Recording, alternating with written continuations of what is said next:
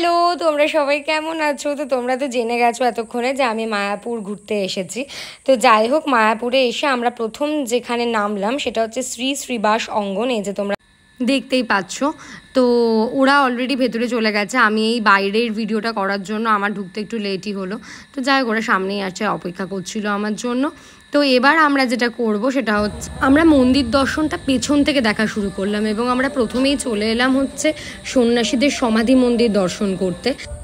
এই যেটা হচ্ছে দেখো লেখা রয়েছে সন্ন্যাসীদের সমাধি মন্দির। এবং সমাধি মন্দির দর্শন করতে এসে যে এই কাট আউটটাকে দেখে আমি দূর থেকে যা ভয় পেয়েছি গো, বোঝাতে পারবো না। আমি তো চোখে কম দেখি, আমি ফার্স্টে ভেবেছি কেউ একজন বসে আছে, তারপর দেখছি না। তো আমাদের সমাধি মন্দির পরিদর্শন হয়ে গেছে, এবার আমরা যাব মন্দিরের সামনের দিকটা। তো আমরা চলে এসেছি শ্রী শ্রীবাস অঙ্গনের সামনের দিকটাতে এবং আমরা এখন এটার ভেতরে যাব। ভেতরে গিয়ে দেখব যে ভেতরে মন্দিরের মধ্যে কি আছে।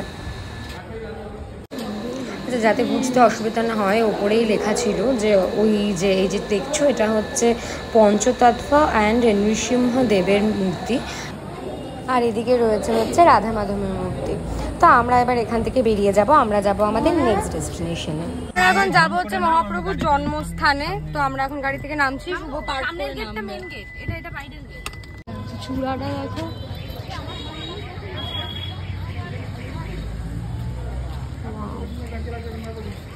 ভালো লাগছে। জায়গাটা হচ্ছে মহাপ্রভুর জন্মস্থান।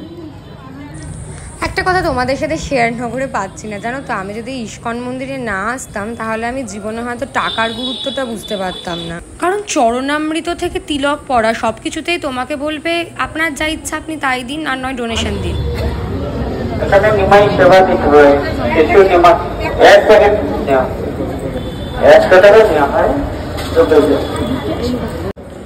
যাই হোক, এর জন্য কিন্তু ভগবান শ্রীকৃষ্ণদেবের প্রতি বা শ্রী চৈতন্যদেবের প্রতি মানুষের ভক্তি কমে যায়নি, সেটা তোমরা দেখতেই পাচ্ছ।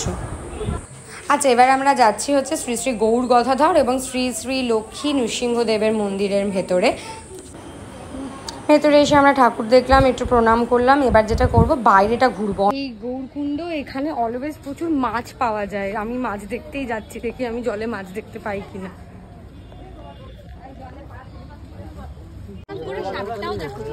এই যে হ্যাঁ, সাপ কই রে সাপটা? ও এই দেখো, সাপ মাছ সব দেখা হয়ে গেছে, ভর্তি মাছ দেখতে পাচ্ছি। দেখো আমার সাথে দেখা করতে চলে এসছে এরা, আবার পালিয়ে গেল। এদের বাচ্চা কাচ্চা হয়েছে, এইসব ছোট ছোট বাচ্চাগুলো এখানে আছে।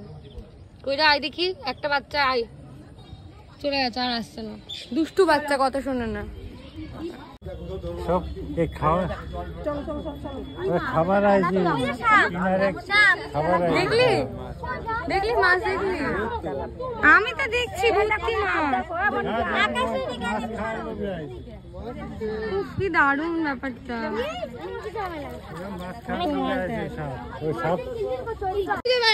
এক্ষুনি চটি খুলে যাচ্ছে এখানে মাছকে কি সব খাওয়াবে বলে, আর চারিদিকে হাওয়া চটি খুলে বেড়াচ্ছে, চারিদিকে চটি খুঁজে বেড়াচ্ছে।